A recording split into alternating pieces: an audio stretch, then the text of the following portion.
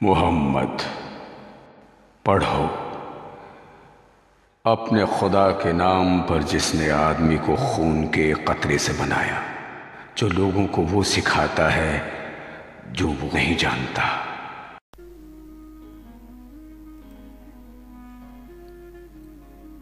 اعوذ باللہ من الشیطان الرجیم، بسم اللہ الرحمن الرحیم۔ گفتگو 7، صفحہ 104۔ سوال: کیا انسان خیال پر کنٹرول کر سکتا ہے؟ خیال پر کنٹرول صرف محبت کرنے والا کر سکتا ہے۔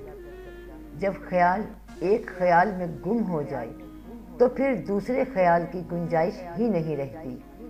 خیال نہ دور کا ہے نہ قریب کا ہے، بلکہ یہ نصیب کا ہے۔ یہ نصیب کی منزل ہوتی ہے کہ جب کوئی چاہے عطا کر دے۔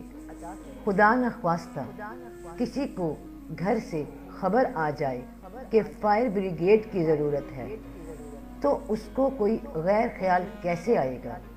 کبھی نہیں آئے گا۔ تو اس کے لیے تو محویت پیدا ہو جائے گی کہ یہ کام پہلے کرنا ہے۔ جب بہت ایمرجنسی پیدا ہو جائے تو آپ لوگوں میں محویت پیدا ہو جاتی ہے اور دوسرا خیال چلا جاتا ہے، تو آپ کو محو کرنے والی ایمرجنسیاں ہیں اور حادثے ہیں۔ وہ وقت جب کہ آپ کو محو کرنے والی محبت پیدا ہو جائے تو پھر ہر شے کے اندر محویت ہو جائے گی۔ تو کثرت خیال سے بچنے کا طریقہ واحد خیال ہے، اور وحدت خیال سوائے محبوب کے اور کوئی نہیں دے سکتا کہ ہمارا حال اسی کا خیال ہو، تنہائی میں اس کا خیال ہو اور محفل میں اس کا خیال ہو۔ یکسوئی کی بات پنہارن سے سیکھ، سب سکھیوں سے بات کرے پر دھیان گگر کے بیچ۔ تو پانی بھرنے والی لڑکی سر پر گھڑا لیے سب سہیلیوں سے باتیں کرتی جاتی ہے، مگر اس کا دھیان گھڑے کی طرف ہوتا ہے کہ کہیں گھڑا نہ گر جائے اور یہ سلامت رہے۔ مطلب یہ ہے کہ یہ محبت والوں کا خیال ہوتا ہے کہ وہ محبوب کے خیال سے ایک لحظہ غافل نہیں ہوتے۔ تو جب ایسا خیال پیدا ہو گیا کہ انسان محبوب کے خیال سے ایک لحظہ بھی غافل نہیں رہا، تو اس سے کثرت خود بخود ٹوٹ جاتی ہے۔ محبوب ہم اس کو کہتے ہیں جس کے خیال میں باقی خیال اور باقی آرزوئیں نثار کی جا سکیں۔ یوں کہہ لو کہ آپ کے پاس 10 آرزوئیں ہیں یا 15 خواہشیں ہیں اور آخری وقت آ گیا، تو اللہ تعالیٰ فرماتا ہے کہ بس ایک آرزو پوری کر لو، اور آپ یہ فٹافٹ فیصلہ کرو کہ وہ کون سی آرزو ہے۔ تو وہ جو آخری آرزو بچ جائے گی اس سے آپ کو محبت ہوگی۔ اس آخری آرزو کو ڈیولپ کرنا ہی سارا کام ہے۔ تو وہ آرزو جو باقی آرزوؤں کو کھا جائے وہ محبت ہے۔ اب نہ زمین نہ وہ زمان، اب نہ مکان نہ لا مکان، تو نے جہاں بدل دیا آ کے میری نگاہ میں۔ تو محبت میں نگاہ میں ایسی چیز آئی کہ زمین بھی بدل گئی، آسمان بھی بدل گیا، بلکہ دونوں جہان ہی بدل گئے۔ مطلب یہ ہے کہ آپ کی نگاہ کو محبوب کی ہر شے بدل گئی۔ تو محبت ایسی چیز ہوتی ہے جو محویت پیدا کرتی ہے۔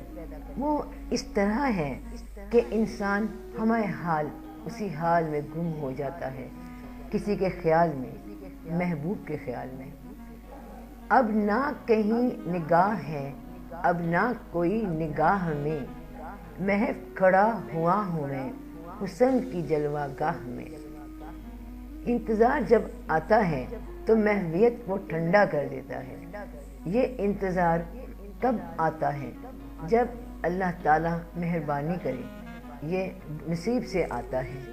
اور زندگی ایسے واقعات سے بھری پڑی ہے کہ کسی گلی سے نکل کر اور کسی موڑ سے نکل کر کوئی بات آپ کو مسرور کر دے۔ ایسے ایسے لوگ آئے اور وہ بڑے درویش تھے، ان کا نام آپ کو بعد میں پتہ چلے گا۔ ایک دفعہ ایک درویش ایک بازار سے گزرے تو وہاں پر ٹک ٹکا ٹک کی آواز سے ایک مشین چل رہی تھی، تو درویش کی ایسی حالت ہو گئی کہ اللہ کا ذکر کرتے کرتے ان پر حال طاری ہو گیا۔ تو مطلب یہ ہوا کہ اس کے اندر اللہ ہی اللہ ہو گئی۔ کبھی کبھی ایسا واقعہ ہو جاتا ہے کہ اللہ تعالیٰ بجت طاری کر دے، کبھی وہ احسان کر دیتا ہے، کبھی خوشی کا احسان کر دیتا ہے، اور کبھی غم کا ایسا احسان عطا کر دیتا ہے کہ ایک غم ایسا پڑا کہ انسان جا اٹھا۔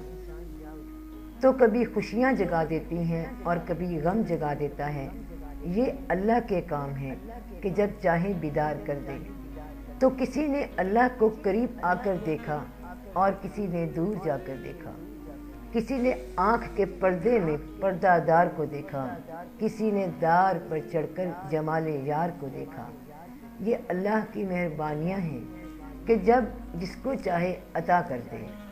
بہرحال یہ حال مانگنے کی بات نہیں ہے اور نہ ڈھونڈنے کا مقام ہے، بس یہ انتظار کا کام ہے۔ انتظار انسان کرے اور جب چاہے گا وہ عطا کر دے گا۔ وہ دیتا ضرور ہے۔ اللہ تعالیٰ آپ پر مہربانی کرے اور آپ لوگوں کو بھی جلوہ دکھائے۔ جلوہ محبوب کے چہرے میں ہوگا اور جلوہ اللہ کا ہوگا، اور یہ برائے اللہ ہوگا اور برائے اللہ ہوگا۔ اللہ تعالیٰ مہربانی کرے، یہ عطا ضرور ہو جاتی ہے۔